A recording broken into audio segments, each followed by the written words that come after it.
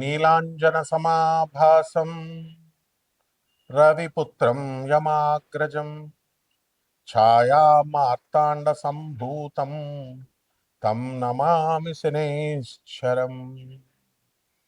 జగద్గురువైనటువంటి శనీశ్వర భగవంతుడికి నమస్కారాలు చేస్తూ ఆయన పాదపద్మాలకి, ఆయన గురువైనటువంటి పరమేశ్వరుడికి పాద నమస్కారాలు చేస్తూ మనము ఈ శనీశ్వరుని యొక్క త్రయోదశి మనకు వస్తుంది. అలాగే సంవత్సరంలో ప్రతిసారి చాలాసార్లు శని త్రయోదశి రావడం, అలాగే ఈ జూన్ 27వ తేదీన మనకి ఈ యొక్క శని త్రయోదశి రావడం, ఇలాంటివన్నీ కూడా ఉన్నాయి. అలాగే శనీశ్వరుడి యొక్క ఇదేమిటంటే శనివారం నాడు శని త్రయోదశి రావడము ఆ శనివారమే పడుతుంది, త్రయోదశి తిథిలో పడుతుంది. అలాగే శనీశ్వరుని యొక్క మహిమ కూడా మనం చూడాలి. ఈసారి శని త్రయోదశి ఎప్పుడు వచ్చిందంటే మనకి శని ప్రదోష వ్రతం కూడా చేసుకుంటాం. ఆ రోజు జూన్ 27 శనివారం వచ్చిందనమాట. ఆ రోజున శివుడికి ఆ తర్వాత శనికి ఇద్దరికి కూడా పూజలు అభిషేకాలు ఇవన్నీ కూడా చేసుకోవాలి. అలాగే త్రయోదశి జూన్ 26 నుంచే ప్రారంభమైపోయింది. మనకి శుక్రవారం నాడే 10:22 రాత్రి నుంచి. అలాగే జూన్ 28 2026కి తెల్లవారుజామున 12:43 అంటే 27 పూర్తిగా ఉంది కాబట్టి 27వ తేదీన మనం చేసుకుంటాం. ఆ రోజున చేయాల్సింది ఏంటంటే ప్రదోష ముహూర్త పూజ. ఆ ముహూర్తంలో పూజ చేసుకోవాలి. అది మనకి చక్కగా 7-12 సాయంత్రం నుంచి 9-19 మధ్యలో కనుక, అంటే ప్రదోష సమయం అంటే రాత్రులు అనమాట, సాయంత్రాలు. ఆ టైంలో తైలాభిషేకం చేసుకోవాలి. అలాగే శివుడికి అభిషేకం చేసుకోవాలి పాలు నీళ్లతో. అలాగే బేల్పత్రం అంటాం కదండి, అంటే ఈ యొక్క బిల్వదళాలు, మారేడాకులు, అవి వాటితో చేసుకోవాలి. దాన్ని అడవి యాపిల్స్ అంటాం, వుడ్ యాపిల్ లీవ్స్ అంటాము. ఇవన్నీ కూడా 13 ఒత్తులతో మనము ఆరాధన చేసుకోవాలా, దీపాలు వెలిగించాలి. మస్టర్డ్ ఆయిల్, నువ్వుల నూనెతో కానీ, అలాగే నెయ్యి దీపాలు కానీ వెలిగించాలి. అలాగే 13 ఒత్తులు వేయాలన్నమాట ఒక్కొక్క దాంట్లో కూడా.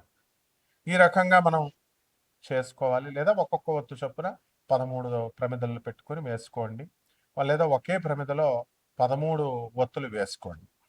అసలు శనివని ఎంత భయంకరంగా చిత్రీకరించారంటే శని 7.5 అంటే ఏలినాటి శని జరుగుతుంది. దాన్నే 7.5 దయ్య అని అంటాము. మరి ఈ సమయాల్లో కేవలము హానే చేస్తుంది అనే విధంగా చెప్పారు.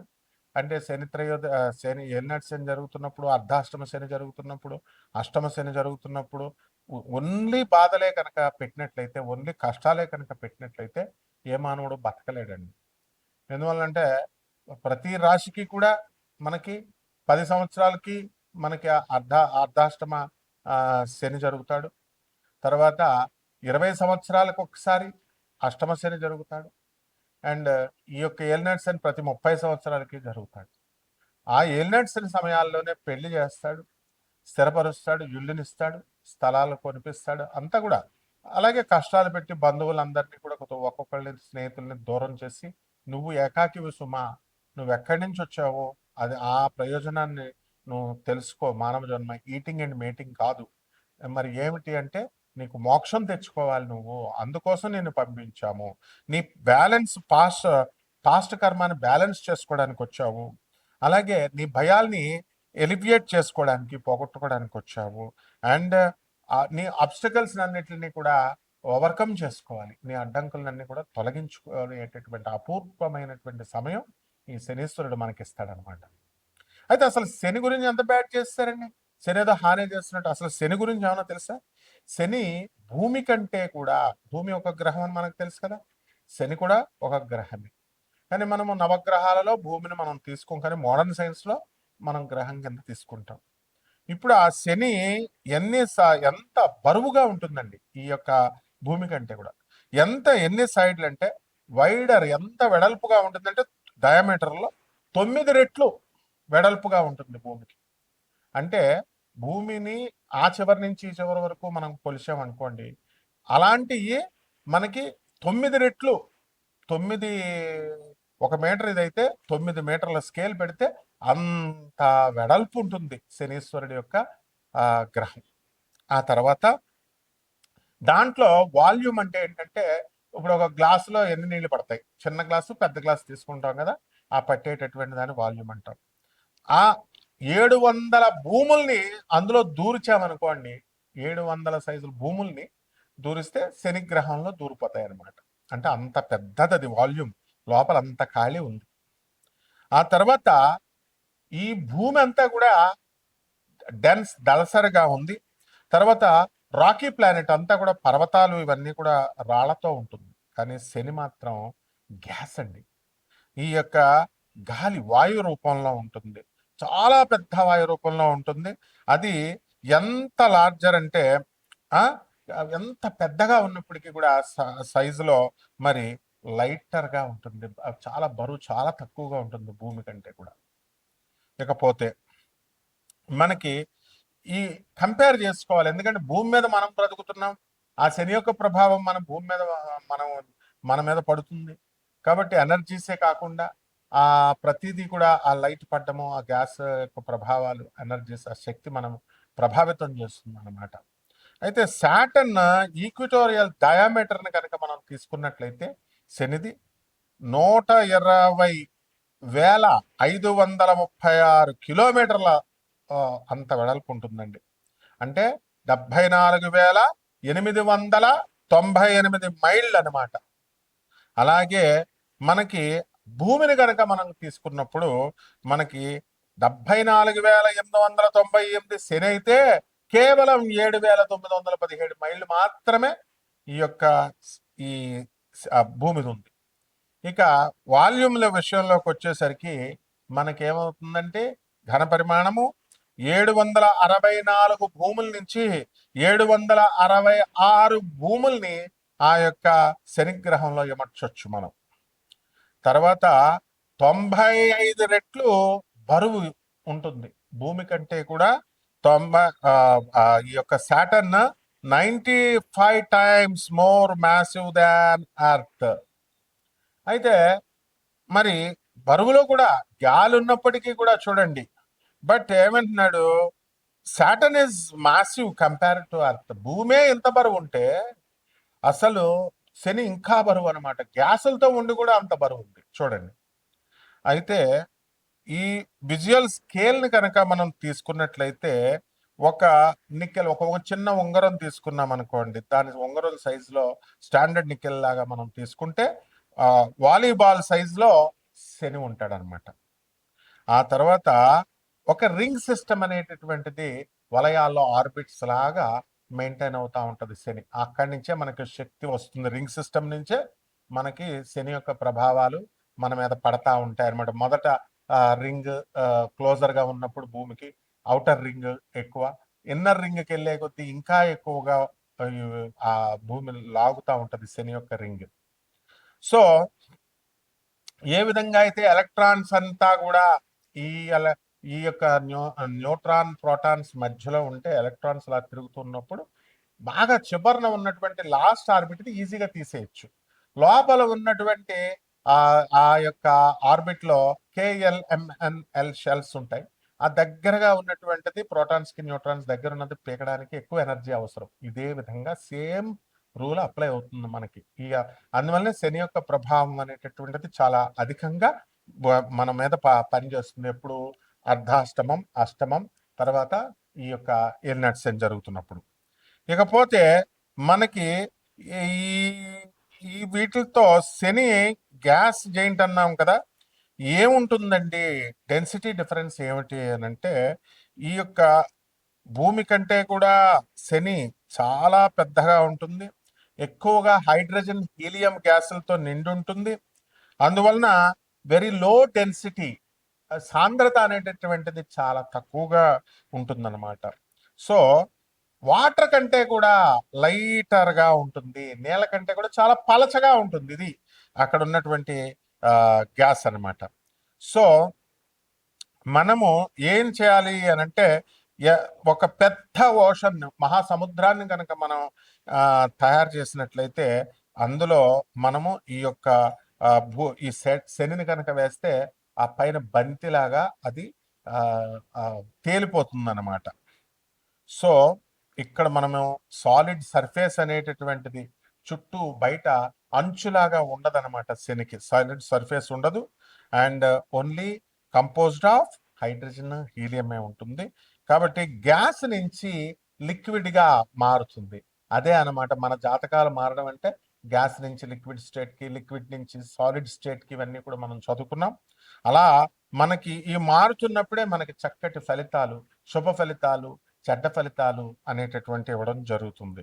కాబట్టి డెన్స్ సెంట్రల్ కోర్ ఉంటుంది. అక్కడ ఉన్నటువంటి వాతావరణాన్ని కూడా మన మీద ఏ విధంగా ఉంటుంది, అక్కడ ఏముంటుందంటే 96% హైడ్రోజన్ ఉంటుంది, అలాగే 3% నుంచి 4% హీలియం ఉంటుంది, అలాగే ఇక ట్రేస్ అమౌంట్స్ కొద్దిగా అమోనియా, మిథేన్, వాటర్ ఐస్ ఇవన్నీ కూడా ఉంటాయి.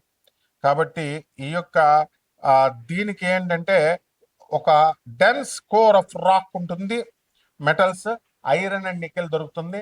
అందువలనే మనము శనికి ఇనుముకి సంబంధం అంటాం. శని గ్రహం అంతా కూడా ఐరన్ అండ్ నికెల్ ఎక్కువ ఉంటుంది. ఆ శని గ్రహం బలంగా ఉన్నటువంటి వాళ్ళకి అందువల్లనే ఫెర్రస్, మనకి మోకాళ్ళ నొప్పులు ఇవన్నీ కూడా రావు. ఎముకల నొప్పులు స్ట్రాంగ్ గా ఉంటాయి అనమాట. ఎముకల నొప్పులు అవి ఉండవు అనమాట. ఫస్ట్ బోన్ స్ట్రాంగ్ గా ఉంటాయి. అండ్ ఈ ఐసెస్ 10 to 15 times the mass of the earth వరకు కూడా మనకి ఇవి బరువుగా ఉంటుంది. కాబట్టి ఓన్లీ గ్యాసియస్ మేకప్ ఉంది. కాబట్టి ఈ యొక్క ప్లానెట్ సాటర్న్ సోలార్ సిస్టమ్ లో ఈ యొక్క వాటర్ కంటే కూడా లెస్ డెన్స్, అంటే పల్చగా ఉంటుంది అని చెప్పబడింది. కాబట్టి ఇంత సైంటిఫిక్ గా మనకి ఈ యొక్క శని, మన ఋషులు ఎంత గమనించారండి, ఎవరెళ్ళి కొలిచారండి అసలు సాటర్న్ని. మన మోడర్న్ సైన్స్ ఏమో శాటిలైట్స్ ని వదిలి ఇలా కనిపెడితే, మన ఋషులు చెప్పింది, ప్రాచీన ఋషులు ఏన్షియంట్ ఆస్ట్రాలజీలో ఆస్ట్రానమర్స్ అంతా కూడా ఎంత ఈజీగా చెప్పారు. ఆర్యభట్ట వీళ్ళంతా, వరాహమిహిరుడు వీళ్ళంతా సేమ్ ఇనుముకే సంబంధం అని ఎందుకు చెప్పారండి? అక్కడ ఐరన్ అండ్ నికెల్. అలాగే గ్యాసియస్ చూడండి, శని అనుగ్రహం ఉన్నటువంటి వాళ్ళు, శని నక్షత్రాల్లో పుట్టినటువంటి వాళ్ళు గ్యాస్ కొడితే వాళ్ళు ఉబ్బిపోతారు, వాళ్ళ కోపం వస్తే తిడతారు. అలాగే లోపల మనసులో లోపల ఉంటుందన్నమాట ఏదో ఒకటి. వాళ్ళకి ఏదైనా ఇది రహస్యం అని చెప్తే వాళ్ళు ఉంచరు, బయట చెప్పేస్తారు, కక్కేస్తారు. ఇవన్నీ కూడా కొరలేట్ చేసుకోవాలని చదువుకోవాలి. అంతేగాని చేతబళ్ళు పెడతాం, మరుగు మందు పెడతాం, తర్వాత ఈ యొక్క చేతబళ్ళు తీసేస్తాం. చేయడం రానుడికి తీయడమేంట్రా? అసలు ఏదైనా సమస్య వస్తే దానికి సమస్యకు పరిష్కారం కనిపెడతారు. చేయడమే నాకు చూడండి విచిత్రం. తంత్రగాళ్ళు అని చెప్పుకుంటారు, మంత్రగాళ్ళకి ఏమి రావు ఈ బోగస్ గాళ్ళకి. ఏంటంటే ఏమని చెప్పుకుంటారు, ఇప్పుడు ఏదైనా చేస్తే అది చేయడం వస్తే ప్రాబ్లం ఉంటే దాని సొల్యూషన్ కనిపెడతారు. ప్రాబ్లం ఏంటో నీకు తెలియదు, చేయడం రానడికి తీయడం ఏమొచ్చు అంటే, నాకు చేయడం రాదు తీయడం వచ్చానంటే అది బోగస్ గడ్ అని అర్థం, ఫేక్ గడ్ అని అర్థం. నెక్స్ట్ మరుగుమందులు అంటారు. వశీకరణాలు అంత తేలిక. ఈ ఈ వీళ్ళకి ముందు వాళ్ళ పిల్లల వశీకరణాలు అవి ఉండరు, వాళ్ళ మాట ఎవరు వినరు. తర్వాత ఈ యొక్క ఇక ఇంకేమిటండి, జాతకాలే మార్చేస్తాం మేమే దేవుళ్ళు అని చెప్తారు. ఇట్లాంటి బోగస్ గాళ్ళు దేవుడు. అందుకే వీళ్ళకి కరెక్ట్ మొగుడు గోగినేని బాబు దిగుతున్నాడు. గోగినేని బాబు ఏం చెప్తాడంటే, బాగా ఇదొకటి ఫ్యాషన్ అయిపోయింది అనమాట. గాలి చూసావా, గాలిని చూపిస్తావా, అలాగే దేవుడు కనబడడు అని. అందుకే కరెక్ట్ మొగుడు ఏం చెప్పాడు, సౌండ్ ఏమవుతుందని వినబడుతుంది. ఆ వినబడిన సౌండ్ కంటికి నేను చూపిస్తాను రా, కంటికి నువ్వు చూడగలవా కంటితో ఆ సౌండ్ని అని అడిగాడు. కరెక్ట్ అతను చెప్పింది.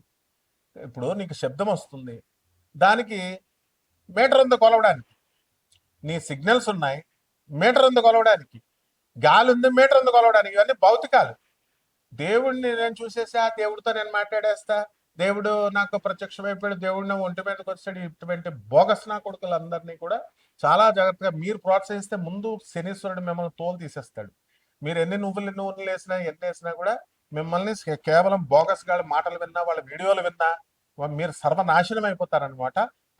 అదే సాడే సాత్ అంటే శని పట్టుకోవడం అంటే ఆ వాళ్ళని అలాంటి వాళ్ళు అయోగ్యుల మాటలు విండి, చదువు సంజలు లేని వాళ్ళ మాటలు వింటే, అలా చెప్పిన అశాస్త్రమైనటువంటి అవైధికమైనటువంటి వింటే అవుతారు. ఇప్పుడు ఒక్కొక్క రాశి వారిగా ఈ జూలై నెలలోనే కాకుండా ఇప్పుడు ఉన్నటువంటి గ్రహ పరిస్థితులను బట్టి చక్కగా ఈ 2026 సంవత్సరంలో మీ జాతకాలు ఒక్కొక్క రాశి వారిగా మనం ఎలా ఉందో, ఈ శని యొక్క ప్రభావం ద్వారా మీకు ఎలా ఉందో మనం తెలుసుకుందాం. కుంభరాశి. ఈ కుంభరాశి వారికి అందరికీ కూడా ఏలినాటి శని జరుగుతుంది. కాబట్టి ఖచ్చితంగా మీరు ఈ యొక్క శని త్రయోదశి రోజున శనికి అభిషేకాలు చేయాల్సినటువంటి అవసరం ఉంది. శనికి పూజ చేసుకోవాల్సినటువంటి అవసరం అధికంగా ఉంది. అలాగే ఈ యొక్క మనకి ఈ కుంభరాశి వారికి అందరికి కూడా ఏలినాటి శని జరుగుతుంది కాబట్టి మీకు కొన్ని కష్టాలు కలగడానికి అవకాశాలు అధికంగా ఉన్నాయి. అంటే ఏలినాటి శని శుభం కూడా చేస్తుంది అన్నప్పటికీ కూడా పనికి మాలిన వాళ్ళందరూ జ్యోతిష్కులుగా వచ్చి శని ఏలినాటి శని బ్యాడ్ చేస్తుంది, బ్యాడ్ చేస్తుంది, ఏలినాటి శని కూడా మంచి చేస్తుందని చెప్పే జ్యోతిష్కుల్ని అలాంటి జ్యోతిష్కులు నేను కాదని బిల్డప్లుగా చెప్పడం వల్ల ఏలినాటి శని అనేటటువంటిది దాని గురించి మీకు ఆ కాన్సెప్ట్ ఇంక మేము మంచి చెప్పినా కూడా మీకు మైండ్కి ఎక్కదు. కాబట్టి ఈ యొక్క కుంభరాశిలో ఉన్నటువంటి వాళ్ళకందరికీ కూడా మనకి రవి కూడా జూలై 16 తర్వాత సంతాన స్థానంలోకి వస్తున్నాడు. తద్వారా ఈ కుంభరాశి వారందరూ కూడా మనకి షష్ఠ స్థితిగతుడు అవుతున్నాడు రవి. అద్భుతమైనటువంటి ఫలితాలు మీకు వస్తాయి. గురుడు కూడా కర్కాటక రాశిలో ఉండి మీ శత్రువులపై ఆధిపత్యాన్ని సంపాదిస్తాడు. ధనాన్ని అధికంగా మీరు సంపాదించడం జరుగుతుంది. అలాగే ఈ రాశి వారికి అందరికీ కూడా కొంచెం తల్లిదండ్రులకి అనారోగ్యం చేయడము, బంధువులకు అనారోగ్యం చేయడం ఇలాంటివన్నీ కూడా జరుగుతూ ఉంటాయి. కాకపోతే తండ్రి ఆరోగ్య పరిస్థితి బాగుంటుంది. ఇక బుధుడు జూలై 7 నుంచి కూడా స్వక్షేత్రగతుడు అవుతున్నాడు. ఆ తర్వాత బుధుడు వక్రించి జూలై 24 నుంచి మిథున రాశిలో ఉన్న కారణంగా మీ మేనమామలకి టపిమని అనడం, పైకి పోవడం, కొంతమంది అనారోగ్యం కలగడం ఇలాంటివన్నీ కూడా జరుగుతాయి. మీ సంతాన విషయంలో కూడా వాళ్ళతో కాస్త మనస్పర్ధలు రావడం, వాళ్ళ ఆరోగ్యాలు కూడా భంగం పడ్డము, మీ తప్పు లేకుండా మిమ్మల్ని అనడము ఇలాంటివన్నీ కూడా జరుగుతాయి. కమ్యూనికేషన్స్ దానివల్ల మీరంతా కూడా ఏలినాటి శని జరుగుతుంది కాబట్టి మీరు బంధుమిత్రులతో మాట్లాడటం అనేసి తక్కువగా మాట్లాడటం అనేటటువంటిది చేసి ఎక్కడైతే ఆర్గ్యుమెంట్స్ లేకుండా ఉంటారో అప్పుడు సుఖశాంతులతో మనశ్శాంతితో ఉండడం జరుగుతుంది. అలాగే జన్మంలో ఉన్నటువంటి రాహుగ్రహ ప్రభావం వలన ఎవరిని నమ్మకుండా ఏది కూడా చేయకుండా లాజికల్గా ఉంటూ రేషనల్గా మీరు ముందుకు వెళ్తూ ఉంటారు. కాబట్టి పరిహారాలు ఏం చేసుకోవాలంటే ఎల్నెట్ శని కాబట్టి శని జపం చేయండి, శని స్తోత్రాలు చేయండి, శనికి కిలోంపావు నల్ల నువ్వుల్ని నల్లని వస్త్రాలనిచ్చి పేద బ్రాహ్మణికి శనివారం నాడు 8 గంటలకి దానం చేసుకోండి. అలాగే దశమహావిద్యల్లో ఉంటేనటువంటి మహాకాళి మంత్రాన్ని జపించండి. తప్పకుండా మీకు ఆ మంత్రం ఇవ్వడం మేము జరుగుతుంది.